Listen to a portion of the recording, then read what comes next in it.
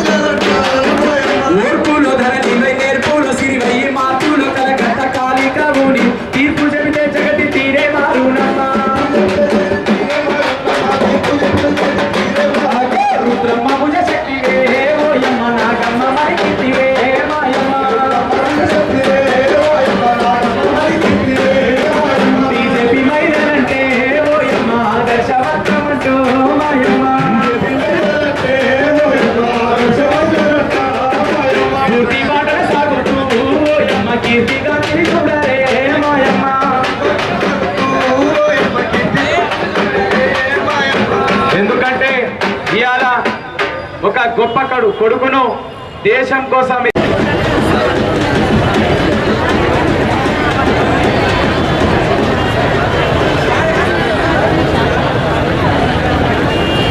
జై శ్రీరామ్ అందరి బంధువయ్య భద్రాచల రామయ్య పాదులే ప్రభువయ్య యోగ్య రామయ్య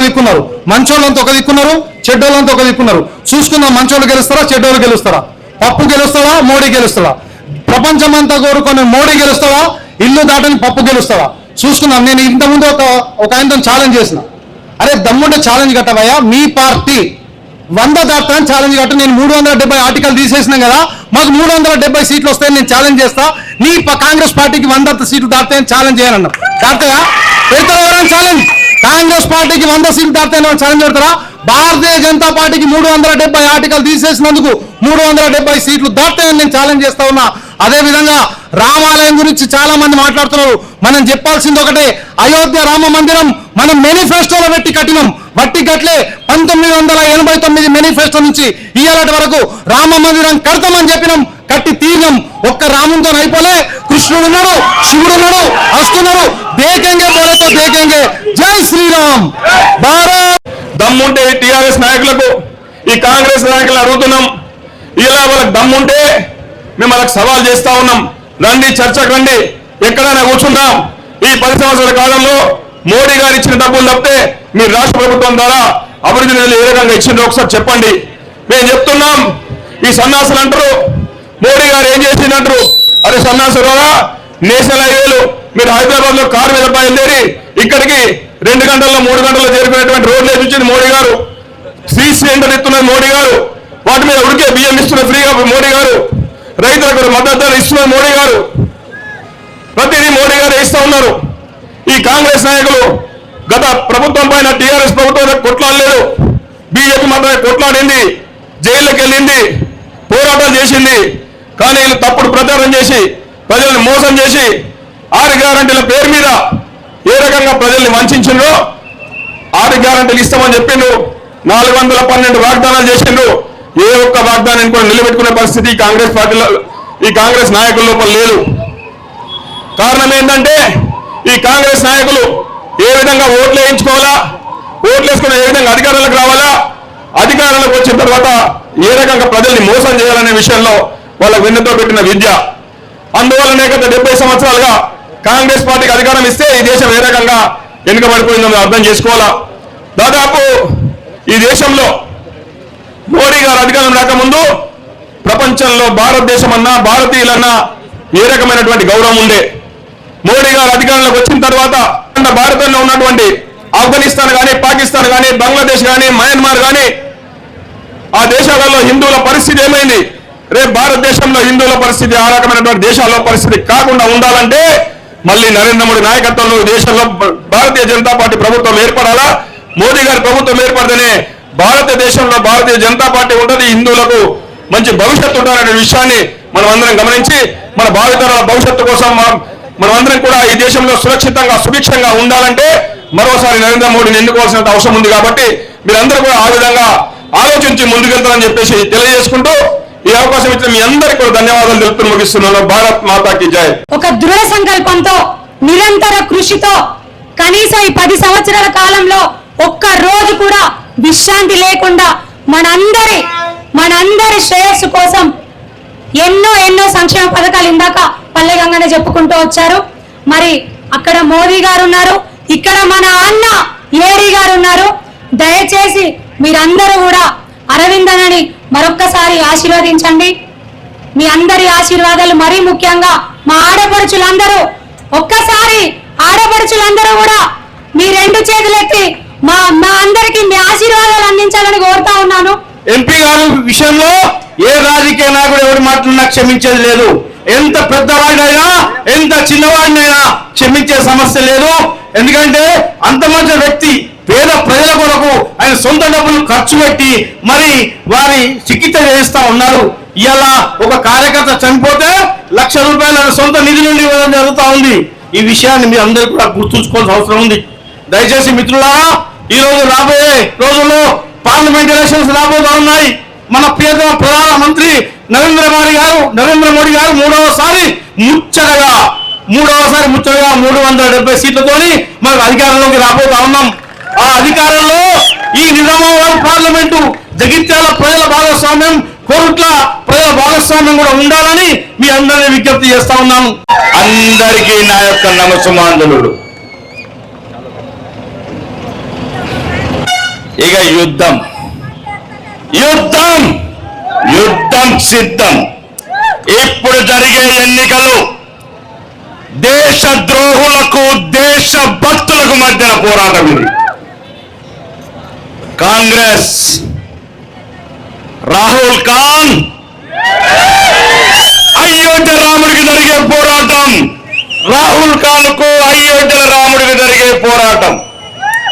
500 సంవత్సరాలుగా మా రాముడేడి, మా రాముడు ఎక్కడ, మా రాముడికి గుడి లేదు, మా రామచంద్రుడికి గుడి లేదని 500 సంవత్సరాల నుంచి ఈ ప్రపంచంలో ఉన్న హిందువులంతా కళ్ళ నీళ్లు పెట్టుకుంటే ఏ ఒక్క నా కొడుకు, ఏ ఒక్క నా రాజు, ఏ ఒక్క నా సుల్తాన్, ఏ ఒక్క నా నిజాం, ఏ ఒక్క నా కాంగ్రెస్ నా కొడుకులు ఒక్కడు కూడా ఈ 60 ఏళ్ళ నుంచి రాముణ్ణి చేసాలో పెట్టిన కొడుకులు, రాముణ్ణి టెంట్ల కింద పెట్టిన కొడుకులు, మన రాముడు, మన సీతాదేవి, ప్రపంచానికి ఆదర్శం రాముడు.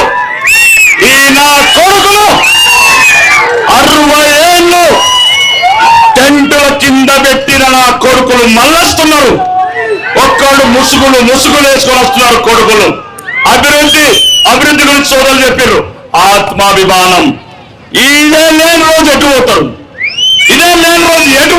ఏడ బతుకుతారు. వీళ్ళు సరిగ్గా చెప్పిర్రో చెప్పలేదు నేను చెప్తా.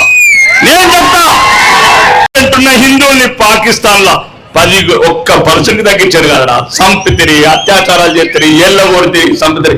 ఏం న్యాయమురా? ఎందుకు అడగలేదురా కాంగ్రెస్ 60 ఏళ్ళు? ఒకటి వేలాది మంది స్త్రీలను అత్యాచారం చేస్తుంటే ఏ ఒక్క నా కొడుకు అడగలేదు, ఏ ఒక్క కాంగ్రెస్ నా కొడుకు అడగలేదు. 18% ఉన్న ఆడబిడ్డలని, హిందూ జాతిని కొడుకులారా మీరెవరో మన దేశభక్తి చెప్పేది,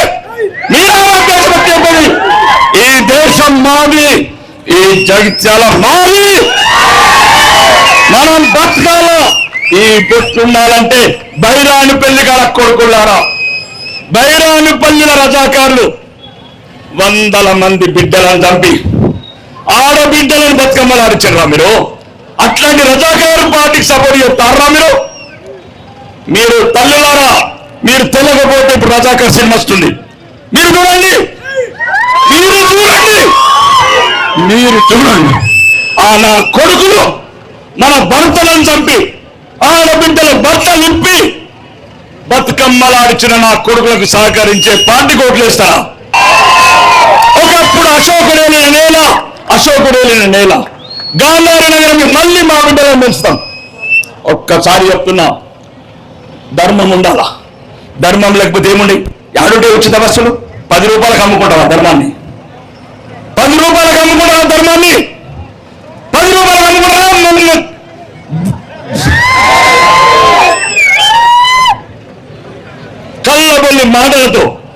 కళ్ళబొల్లి మాటలతో కాంగ్రెస్ ప్రభుత్వం ఎక్కడ లేదు. కర్ణాటక, హైదరాబాద్, భారతదేశం అంతా ఎస్బి చౌహాన్ లాంటి వాళ్ళు, అశోక్ చౌహాన్ లాంటి వాళ్ళు, మిగతా పెద్ద పెద్ద నాయకులంతా కాంగ్రెస్ ఎవరు ఉండట్లేదు. అది మునిగిపోయిన పడవ, మునిగిపోతున్న పడవ. ఇదైతే ఒకటి మిగిలిపోయిన తల్లి ఎవరు, ఆ తండ్రి కూతురు కనబడుతున్నారు. ఇద్దరు అడ్రస్ లేకుండా పోయారు 3 నెలల నుంచి.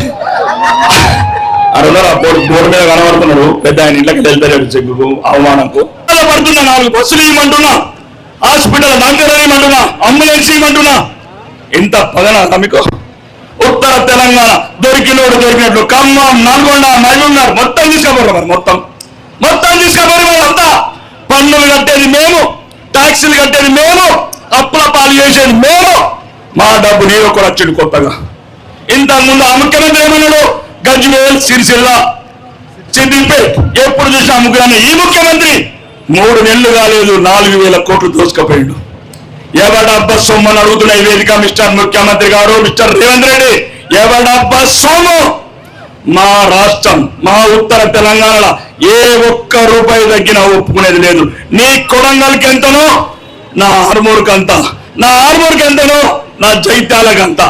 కాబట్టి ఎవరైనా సరే ఉత్తర తెలంగాణకు అన్యాయం చేస్తామంటే ఏ మంత్రి ఒప్పుకోము.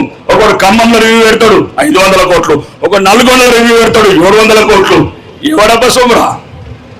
పాపమ్మ ప్రభాకర్ అన్న ఆ పాత రైళ్ల దుకాణం ఇచ్చలేదు, ఆర్టీసీ పొన్నం ప్రభాకర్ ఆ బస్సులో డీజిల్ ఉండదు, ఉంటే టైర్లు ఉండే, అట్లాంటి బస్సులో షాక్ ఇచ్చారు వాళ్ళకు. కాబట్టి ఏం చెప్తున్నా అంటే మన పౌరుషం నిలబడాలా, జైత్యాల ఆత్మగౌరవం నిలబడాలంటే, దేశ గౌరవం నిలబడాలంటే జరగబోయే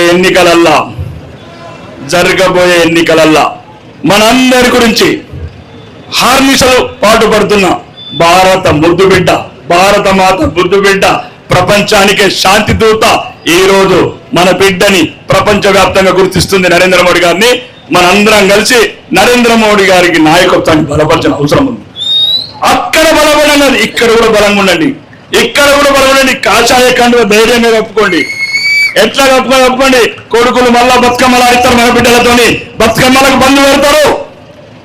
రాను మన ఆడబిడ్డలకు ఎట్లయితే వెస్ట్ బెంగాల్ లో జరుగుతున్నదో, నేను చెప్తే అబద్ధమైతే అమ్మా మీ ఇళ్ళలో వెళ్ళి రేపు యూట్యూబ్ కొట్టుకోండి. నిన్నగాక హిందూ మహిళలు చెప్తున్నారు, సాయంత్రం అయితే అన్న ఈ కొడుకులు వస్తారు, రాత్రి అయితే మమ్మల్ని ఎత్తుకొని పోతాడు.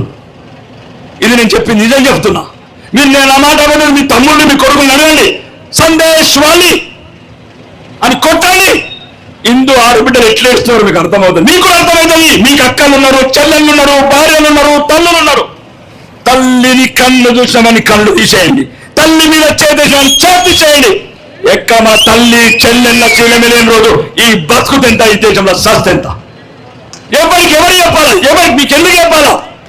యూట్యూబ్ లేవా, స్మార్ట్ ఫోన్ లేవా, పేపర్లు లేవా? ఆత్మ గౌరవం లేని దేశం ఒక్క దేశం ఉంది చెప్తున్నా. ఈ దేశం లేకపోతే ఈ నరేంద్ర మోడీ లేకపోతే ఆఫ్ఘనిస్తాన్కి వెళ్ళి తెచ్చిండు, పాకిస్తాన్లోకి వెళ్ళి తెచ్చిండు హిందువులని, బంగ్లాదేశ్కి వెళ్ళి తెచ్చిన హిందువులని. మనని ఎవరు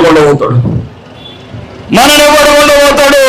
పొడుస్తారు ఇక్కడనే, ఇక్కడొక్కడు అక్కడొక్కడు. కాంగ్రెస్ ఒకవైపు, కర్కోటకుడు ఒకవైపు పగబట్టిండ్రు కొడుకులు జాతిని. ఈ జాతికి ధైర్యం, ఈ జాతికి దీవెనంటే భారతీయ జనతా పార్టీ. దయచేసి మన గురించి, అభివృద్ధి గురించి, అభివృద్ధి గురించి, ఈ మన భారతదేశాన్ని గురించి ప్రపంచంలో మనం మకుటంగా తిరగాలంటే ఒకటే ఒక గుర్తు, కమలం గుర్తు. దయచేసి ఈసారి మీ అమూల్యమైన ఓటు మళ్ళీ మోసపోయి 3 నెలల కింద ఏదో తప్పు చేసినామని అనకుండా ఈసారి కమలం గుర్తు నరేంద్ర మోడీ గారికి ఒక్కసారి కమలం గురించి గెలిపిస్తారని మనస్ఫూర్తిగా కోరుకుంటున్నాను. మిమ్మల్ని అందరినీ ప్రార్థిస్తున్నాను. మనం లేని చోట దేశం ఉపయోగం ఉండదు. కాబట్టి దయచేసి ఎట్టి పరిస్థితుల్లో కూడా కలలో కూడా కమలాన్ని మరవకండి. ఆ కమలం గుర్తు కొట్టేసి నరేంద్ర మోడీ గారిని గెలిపించుకున్న అభ్యర్థి ఎవరైనా నరేంద్ర మోడీ గారి మన అభ్యర్థి, కమలం గుర్తే మన అభ్యర్థి.